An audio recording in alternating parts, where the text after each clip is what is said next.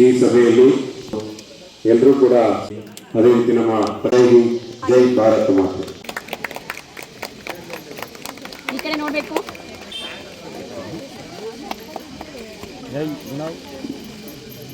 ಸರಿ, ಈ ಕಡೆ ನೋಡಿ.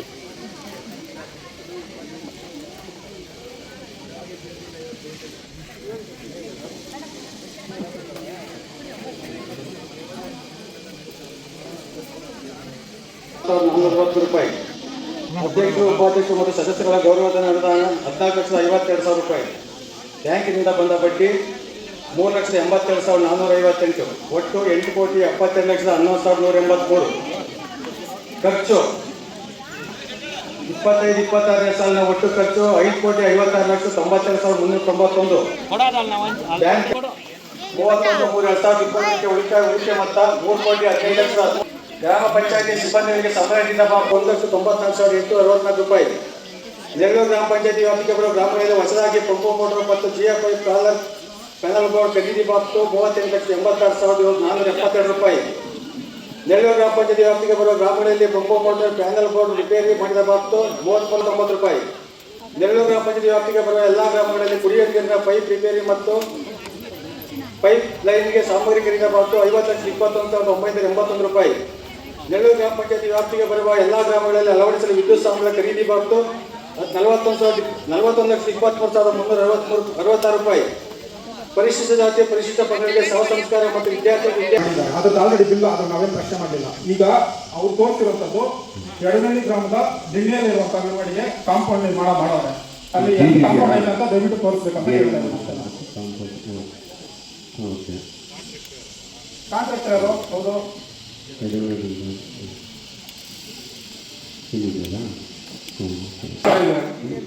ಒಂದು ನಿಮಿಷ ಇವನೇ ಕೆಲವೇ ಇಲ್ಲಿ ವರ್ಕೆಟಲ್ಲಿ ಬಂದಿರುತ್ತೆ. ಬಟ್ ಎಸ್ಟಿಮೇಟಲ್ಲೂ ಮತ್ತು ಇಲ್ಲಲ್ಲಿ ಏನೇನು ಬಂದಿರುತ್ತೆ ಚೆಕ್ ಮಾಡೋಣ. ಹೌದಾ? ಮುಂಚೆವಾಗಿ ಏನೋ ಒಂದು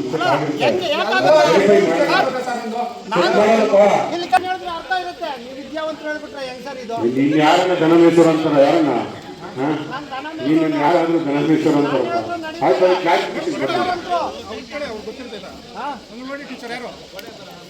ಎರಡನೇದು ಗುಟ್ಟಟ್ಟಿ 5 ಲಕ್ಷ ಬಂಡವಾಳ ಹಾಕಿದ್ದೀರಾ, ಅದ್ರಲ್ಲಿ ನನಗೆ ಸಂತೋಷ. ಆದ್ರೆ ಎಲ್ಲವರು ಯಾಕೆ ಮಾಡ್ಕೊಂಡಿಲ್ಲ? ನೀವು ಮಾಡ್ಕೊಂಡಿದ್ವಲ್ಲ, ಎರಡು ಅಂಗಡಿ ಮಾತ್ರ ಬೀಗ ತೆಗೆದಿದ್ದೀರಾ. ನೀವು ಎರಡು ಬೀಗ ತೆಗೆಯಕ್ಕೆ ಅವ್ರು ಬಿಡ್ತಾ ಇಲ್ಲ. ಯಾರು ನಿಮ್ಗೆ ಗೊತ್ತಿದೆಯಲ್ಲ, ನೀವು ರಜೆ ಹಾಕಿದ್ದೀರಾ. ಅದ್ರಲ್ಲಿ 25 ಲಕ್ಷ ಬಂಡವಾಳ ಯಾಕೆ ಹಾಕಿದ್ರಿ? ಯಾರು? ನೀವು ನಮ್ಮ ಗ್ರಾಮ ಪಂಚಾಯತಿಯಲ್ಲಿ ನಮ್ಮನೆ 11 ಎಲ್ಲಿ ಬಳಸ್ತಾ ಇದ್ವಲ್ಲ ನಾವು. ಬೀಗ ತೆಗಿವ ಮತ್ತೆ ಆಯ್ತು. ನಡೀತಾ ಇದೆ, ಮಾತ್ರ ರೇಷನ್ ಅಂಗಡಿ ನಡೀತಾ ಇದೆ. ಈ ಎರಡಕ್ಕೆ ಅವರೇ ಓನರ್ ಆದವರು ಬೀಗ ಹಾಕಿಕೊಂಡು ರಿಜಿಸ್ಟ್ರೇಷನ್ ತಗೊಳ್ತಾರೆ. ನೋಡಪ್ಪ, ನಾವು ಮಧುಮೇಹ, ರಕ್ತದೊತ್ತಡ, ಕ್ಯಾನ್ಸರ್ ಈ ತರ ಸ್ಕ್ರೀನಿಂಗ್ ಮತ್ತೆ ಇದನ್ನು ಸ್ಕ್ರೀನ್ ಮಾಡಿ ಉಚಿತವಾಗಿ ಟ್ರೀಟ್ಮೆಂಟ್, ವ್ಯಾಕ್ಸಿನೇಷನ್ ಕೂಡ ಫ್ರೀ ಆಗಿ ಕೊಡ್ತಾ ಇದೀವಿ. ಪ್ರೋಗ್ರಾಮ್ ಇದೆ, ಹಾಗಾಗಿ ಎಲ್ಲರೂ ಈ ಕಾಲ ಟರ್ನಿಂಗ್ ಇದೆ, ರೋಡ್ ಬ್ಲಾಕ್ ಆಗಿ ಸಿಕ್ಕಾಪಟ್ಟೆ ಗಾಡಿಗಳು ಬರ್ತದೆ. ಆ ಗಲ್ಗಳು ತರಿಸ್ ಮಾಡ್ತಾರ. ನೀವು ಏನ್ ಮಾಡ್ಬೇಕು? ಏನ್ ಮಾಡ್ಬೇಕು? ಚರಂಡಿ ಇದೆ ಅಲ್ಲಿ. ಈಗ ಅಂಬೇಡ್ಕರ್ ಪಾಪ ದಾರಿನಲ್ಲಿ ಚರಂಡಿ ಇದೆ, ಕಲ್ಲು ಫೇಕ್. ಇಡೀ ತಾಲೂಕಿನಲ್ಲಿ ನಿಂತ ಮಾತು ಯಾರು ಹೇಳಿಲ್ಲ. ಅಲ್ಲ, ಈಗ ಟಾರ್ ರೋಡ್ ಐತಲ್ವಾ, ನೀವು ಅಂಬೇಡ್ಕರ್ ಹೋಗೋ ದಾರಿನಲ್ಲಿ ಅಲ್ಲೇ ಅಣೆಪರ್ ಹೋಟ್ಲ್ ಮುಂದೆ ಸ್ವಲ್ಪ ಮುಂದೆ. ಅನಂತರ ಒಂದು ಸೆಕೆಂಡು ಅರ್ಜಿಗಳು ಕೊಡ್ಬೇಕು. ಬುಟ್ಟಿನಲ್ಲಿ ಹಾಕ್ತೀರಿ, ಕಾಲ ಹತ್ರ ಬುಟ್ಟಿ ಇದೆ, ಆ ಬುಟ್ಟಿನಲ್ಲಿ ಹಾಕ್ತೀರಿ. ಎಷ್ಟು ಸಾರಿ ಅರ್ಜಿ ಕೊಟ್ಟಿದ್ದೀನಿ ನೋಡಿದ್ದೀವಿ. ಸ್ವಾಮಿ ನಮ್ಗೆ ಹೇಳಿ ಬೇಡಿ. ನಾನು 74ರಿಂದ ಇರ್ತಾರೆ. ಇಲ್ಲ ಅಂದ್ರೆ ನಮಗೆ ಕೊಡಿ, ನಾವು ಅವ್ರಿಗೆ ತಲುಪಿಸ್ತೀವಿ ಅಷ್ಟೇ. ಈಗ ನೀವು ತಹಶೀಲ್ದಾರ್ ವಿಚಾರ ಕೇಳ್ತಾ ಇದ್ರ, ಅಲ್ಲಿ ಸಂಬಂಧಪಟ್ಟಂಗೆ ವಿಲೇಜ್ ಅಕೌಂಟ್ ಆಫೀಸರ್ ಇದ್ದಾರೆ, ಅವ್ರು ಉತ್ತರ ಕೊಡ್ತಾರೆ. ಹೌದು, ಕೊಡ್ತೀವಿ. ಎಷ್ಟು ಸಾರಿ ಒಳಗೆ ಹಾಕಿದ್ದೀರಿ ನೀವು? ನಂದೊಂದು ಜಮೀನು 93ರಿಂದ ಹೇಳ್ತಾ ಇದ್ದೀನಿ. 3 ಬರ್ಕೊಳ್ಳಿ ಸರ್, ಅರ್ಜಿ ಕೊಡ್ತೀನಿ ಸರ್, ಅರ್ಜಿ ಕೊಡ್ತೀನಿ. ಅರ್ಜಿ ನೋಡಿ ಗುಡ್ಡಟ್ಟಿ ಅಂತ ಹೇಳಿ ಸರ್, ಹೇಳಿ. 3 ಬಾರು 7,000 ನಂಬರ್ ಗುಡ್ಡಟ್ಟಿ 13 ಗುಂಟೆ ಜಮೀನಿದೆ. 4 ಗುಂಟೆ ರೋಡ್ ರಸ್ತೆ ಮಾಡಿದ್ದಾರೆ ಪಂಚಾಯತ್ ಅವರು. ಯಾವ ಬೇಸಿಕ್ ಮೇಲೆ ಮಾಡಿದ್ರು? ಖಾತೆದಾರರು. ಆಯ್ತು ಸರ್, ಅದು ಬರ್ಕೊಂಡಿದ್ದೀವಿ, ನೋಡ್ತೀನಿ ಸರ್. ನಾನು ಕೊಡ್ತೀನಿ ಅರ್ಜಿ.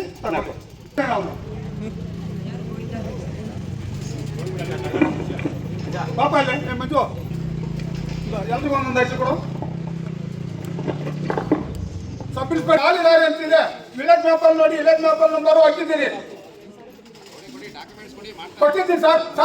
91ರಿಂದ ನಾನು 93ನೇ ಇಸ್ವಿನಲ್ಲಿ ಸುಪ್ರೀಂ ಕೋರ್ಟ್ ಹೋಗಿದ್ದೆ ಪಂಚಾಯತಿನಿಂದ. ಕೇಳಿ, ಯಾರಾದ್ರೂ ನಿಂತ್ಕೊಂಡು ನಾವಾಗಿ ಬಂದಿದ್ದೀವಿ ಅಂದರೆ ಒಪ್ಕೊಳ್ತೀನಿ. ನಿಂತ್ಕೊಳ್ಳೋಲ್ಲ. ನಾನು ಅರ್ಜಿನೇ ಸ್ವೀಕರಿಸಿಲ್ಲ ಸರ್. ಇವರು ಈಗ వచ్చి నడలేదు. ఎమ్మెల్యే వస్తారంటారు, ఆయన మొదలలేదు. ತೊಂದರೆಗಳಾಗ್ತಾ ಇದೆ. ಮುಂದೆ ಎಲ್ಲ ರೋಡಲ್ಲಿ ಹಾಕ್ತಾರೆ, ಮತ್ತೆ ಚರಂಡಿಗಳಲ್ಲಿ ಹಾಕ್ತಾರೆ, ಇನ್ನೂ ಎಲ್ಲೆಲ್ಲೋ ಎತ್ಕೊಂಡು ಹಾಕ್ತಾರೆ. ಇದು ಅರಿವು ಮೂಡಿಸೋಕೆ ಒಂದು ಗ್ರಾಮಕ್ಕೆ ಇಬ್ಬರಿಬ್ಬರನ್ನ ನೇಮಕ ಮಾಡಿದೆ. ಗುತ್ತಿಗೆ ಮೇಲೆ ಒಂದು ವಿದ್ಯಾರ್ಥಿಗಳನ್ನೇ ಆಗಲಿ ಯಾರಾದರೂ ಎತ್ಕೊಂಡ್ರೆ ಅವ್ರಿಗೂ ಜೀವನ ಆಗುತ್ತೆ. ಇಂಥ ಒಂದು ಒಳ್ಳೆ ಕೆಲಸ ಮಾಡಿದ್ರೆ ಎಲ್ಲ ಅರಿವು ಮೂಡಿಸ್ದಂಗೆ ಆಗುತ್ತೆ. ಮತ್ತೆ ಏನಿದೆ ಮೂಡಿಸೋದಲ್ಲ, ಅರಿವು ಮೂಡಿಸೋದಲ್ಲ, ಫೈನ್ ಹಾಕುವಂತ ಒಂದು ಎತ್ತು ಬಿಸಾಕ್ತಾರೋ ಅವ್ರು ನೋಡ್ಬಿಟ್ಟು ಫೈನ್ ಹಾಕುವಂತ ಒಂದು ಕಾರ್ಯಕ್ರಮನ ಇಟ್ಕೋಬೇಕು. ತುಂಬಾ ತೊಂದರೆ ಆಗುತ್ತೆ, ಮುಂದಕ್ಕೆ ತುಂಬಾ ಪ್ರಾಬ್ಲಮ್ಗಳಾಗುತ್ತೆ ಹಿಂಗೆ ಬಿಡ್ತಾ ಇದ್ರೆ. ಇದ್ರ ಬಗ್ಗೆ ಎಚ್ಚೆತ್ತುಕೊಳ್ಬೇಕು. ಮತ್ತೆ ರಾಜಕಾಲುವೆಗಳು ನಾನು ಈಗಾಗಲೇ ಇದೇ ತರ ಮಾಡ್ತಾ ಇದ್ರೆ DT ಅವರು ಒಂದೊಂದನ್ನು ತಗೊಂಡೋಗಿ ಒಂದೊಂದು ಫೋಟೋ ಹೊಡೆದು ನೀಟಾಗಿ ಎತ್ಕೊಂಡೋಗಿ ವರದಿ ಕೊಡ್ತೀನಿ. ಅದು ಬಿಟ್ಟು ಹೈಕೋರ್ಟ್ ಕೂಡ ತಗೊಂಡೋಗಿ ಪ್ರಕರಣ ದಾಖಲಿಸ್ತೀನಿ. ನಾನು ಇನ್ನು ಮುಂದೆ ಸುಮ್ಮನೆ ಇರಲ್ಲ, ಹೇಳ್ತಾ ಇದ್ದೀನಿ ಈಗಲೇ.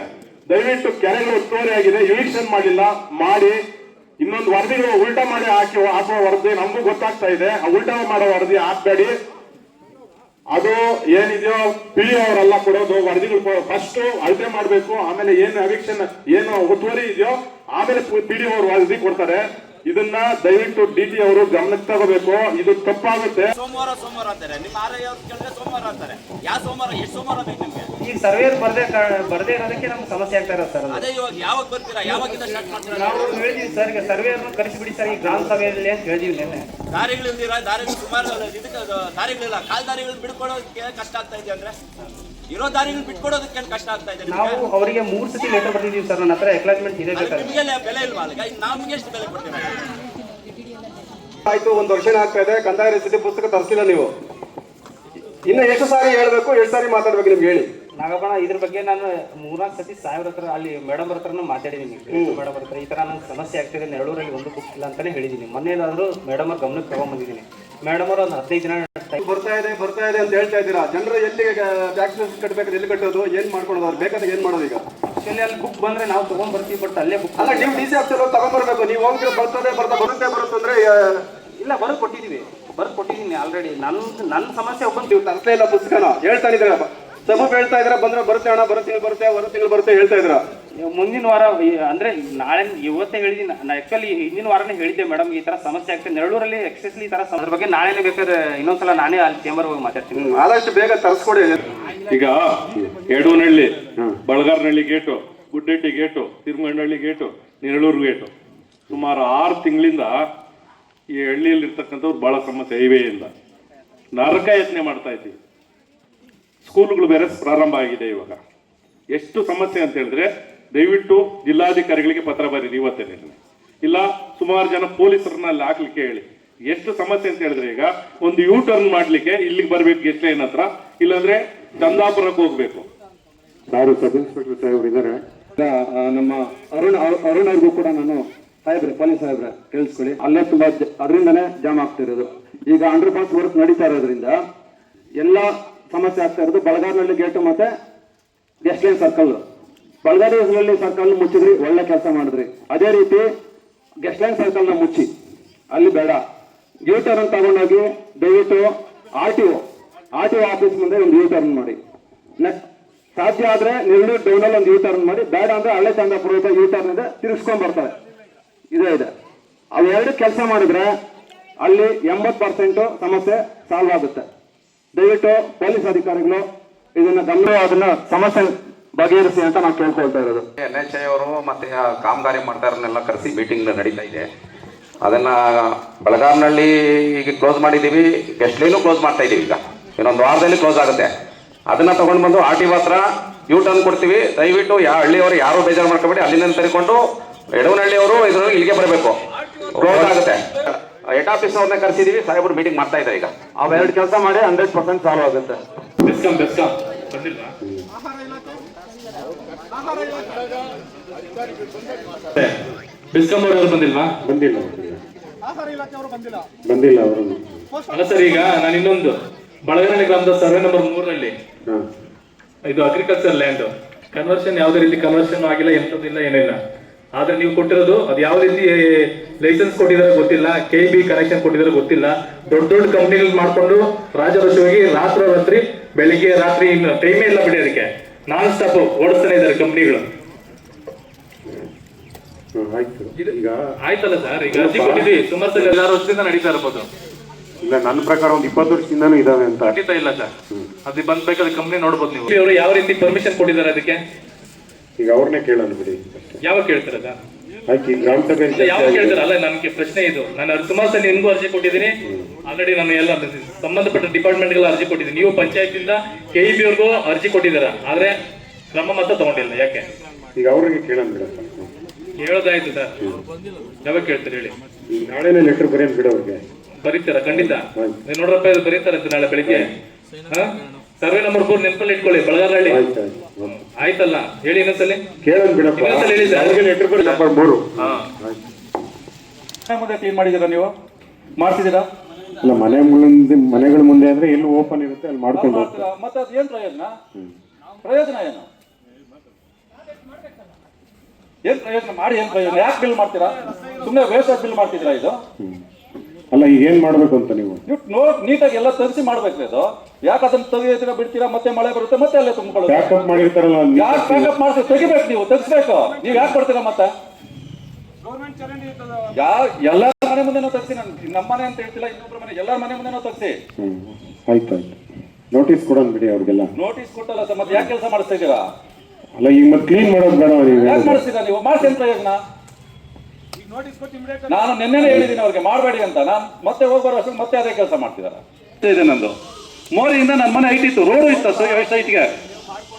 ನಾವು ಮಾಡೋದಲ್ಲ, ಸಾರ್ವಜನಿಕ ಒಳ್ಳೇದಾಗ್ಲಿ ಅಂದ್ಬಿಟ್ಟು ಮಾಡಿದ್ದು. ನಾನೇ ನಮ್ಮ ಮನೆಗಂತಲ್ಲ. ಚರಂಡಿ ಬಂದು ಗೌರ್ಮೆಂಟ್ ಸುತ್ತು, ಅವ್ರು ಯಾರು ಏನ್ ಮಾಡಕ್ಕಾಗಲ್ಲ. ನಾನೇ ಆಗಿರ್ಬೋದು, ಯಾರೇ ಆಗಿರ್ಬೋದು, ಇಲ್ಲ CM ಆದ್ರೂ ಇದೇ ರೂಲ್ಸ್ ಅನ್ನೋದು ಎಲ್ಲರಿಗೂ ಒಂದೇ. ನೀನು 10 ಲಕ್ಷ ಖರ್ಚು ಮಾಡಿದ್ರು ಅದನ್ನ ತೆರವುಗೊಳಿಸೋದೆ, 1 ರೂಪಾಯಿ ಖರ್ಚು ಮಾಡಿದ್ರು ತೆರವುಗೊಳಿಸೋದೆ. ಅದರಲ್ಲಿ ಯಾವುದೇ ಕಾಂಪ್ರಮೈಸ್ ಇಲ್ಲ.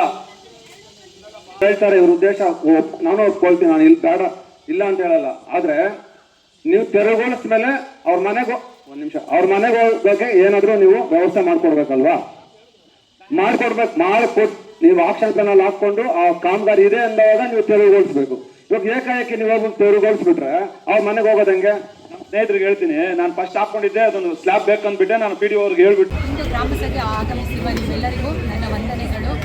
ಈಗ ಗ್ರಾಮಸಭೆಯಲ್ಲಿ ಒಂದು ವೇದಿಕೆ ಯಾಕೆ ಸೃಷ್ಟಿಯಾಗಿದೆ ಅಂದರೆ, ನೀವು ನಿಮ್ಮ ಕುಂದುಕೊರತೆ ಏನಿದೆ ಅದನ್ನು ಹೇಳ್ಕೊಡ್ತೀರಾ. ಗ್ರಾಮದ ಏಳಿಗೆಗೆ ಏನು ಮಾಡಬೇಕು ಅಂತ ನೀವೆಲ್ಲ ನಮಗೆ ಹೇಳಿರ್ತೀರ. ಅದನ್ನು ನಾವು ವೆರಿಫೈ ಮಾಡಿ ಯಾವುದು ಪ್ರಯಾರಿಟೈಸ್ ಇದೆ ಅದನ್ನು ತಗೋತೀವಿ. ಮತ್ತು ಗ್ರಾಮದ ಅಭಿವೃದ್ಧಿಗೋಸ್ಕರ ನಾವು ಎಲ್ಲ ಮಾಡಿ ಹೋಗ್ತಾ ಇದ್ದೀವಿ. ನಿಮ್ಮ ಸಹಕಾರನೂ ನಮಗೆ ಅಗತ್ಯ. ವಂದನೆಗಳು. ಗ್ರಾಮ ಪಂಚಾಯತ್ ವ್ಯಾಪ್ತಿಯ ಎಲ್ಲ ಸಾರ್ವಜನಿಕರಿಗೆ, ಅಧ್ಯಕ್ಷರುಗಳಿಗೆ, ಮಾಜಿ ಅಧ್ಯಕ್ಷರುಗಳು, ಮಾಜಿ ಉಪಾಧ್ಯಕ್ಷರು ಅಂಡ್ ಮಾಜಿ ಸದಸ್ಯರುಗಳಿಗೆ ತುಂಬಾ ಧನ್ಯವಾದಗಳು. ವೆರಿಫೈ ಮಾಡಿ ಪ್ರಯಾರಿಟೈಸ್ ಅಲ್ಲಿ ತಗೋತೀವಿ, ಕ್ರಮ ತಗೋತೀವಿ. ಅದನ್ನು ಆಲ್ರೆಡಿ ಮಾಡೋರೆ ZP-ಗೆ, ಅದು ಅಲ್ಲೇನು ಕ್ರಮ ತಗೋತಾರೆ ಅದು ನಾವು ಮಾಡ್ಕೊಡ್ತಾರೆ. ಎಲ್ಲರಿಗೂ ಸಹಕಾರ ಕೊಟ್ಟ ಎಲ್ರಿಗೂ, ಮಾಧ್ಯಮ ಮಿತ್ರರಿಗೂ ತುಂಬಾ ಧನ್ಯವಾದಗಳು. ಎಲ್ಲರಿಗೂ ನಮಸ್ಕಾರ. ಈ ದಿನ ಏನು ನೆಳ್ಳೂರು ಗ್ರಾಮ ಪಂಚಾಯತಿ 2026-27 ಸಾಲಿನ ಗ್ರಾಮ ಸಭೆಯನ್ನು ಹಮ್ಮಿಕೊಂಡಿದ್ವಿ. ಈ ಗ್ರಾಮ ಸಭೆಗೆ ಎಲ್ಲಾ ಸಾರ್ವಜನಿಕರಿಂದ, ನಮ್ಮ ಮಾಜಿ ಅಧ್ಯಕ್ಷರು, ಮಾಜಿ ಸದಸ್ಯರು, ಮಾಜಿ ಎಲ್ಲರಿಂದ ಒಳ್ಳೆ ಸಹಕಾರ ಸಿಕ್ಕಿದೆ. ಅವ್ರಿಗೆಲ್ಲರೂ ಕೂಡ ಅಭಿನಂದನೆಗಳನ್ನು ಸಲ್ಲಿಸ್ತೀನಿ. ಮತ್ತು ಅವರ ಸಹಕಾರದೊಂದಿಗೆ ಮುಂದಿನ ದಿನಗಳಲ್ಲಿ ನಮ್ಮ ಆಡಳಿತಾಧಿಕಾರಿಗಳು ನೀಲೋದಯ ಕುಮಾರಿ ಅವರ ಸಹಕಾರದೊಂದಿಗೆ ಮತ್ತು ನಮ್ಮ ಜಿಲ್ಲಾ ಪಂಚಾಯತ್ ಮುಖ್ಯ ಕಾರ್ಯನಿರ್ವಹಣಾಧಿಕಾರಿಗಳು, ತಾಲೂಕ್ ಪಂಚಾಯತಿ ಕಾರ್ಯನಿರ್ವಹಣಾಧಿಕಾರಿಗಳ ನಿರ್ದೇಶನದಂತೆ ಕ್ರಿಯಾ ಯೋಜನೆಯನ್ನು ಮಾಡೋದ್ರ ಮೂಲಕ ಅಭಿವೃದ್ಧಿ ಕಾಮಗಾರಿಗಳನ್ನು ಮಾಡ್ತೀವಿ ಅಂತ ಈ ಸಂದರ್ಭದಲ್ಲಿ ಎಲ್ಲರಿಗೂ ಕೂಡ ನಮಸ್ಕಾರ, ವಂದನೆಗಳು. ಜೈ ಹಿಂದ್, ಜೈ ಭಾರತ್.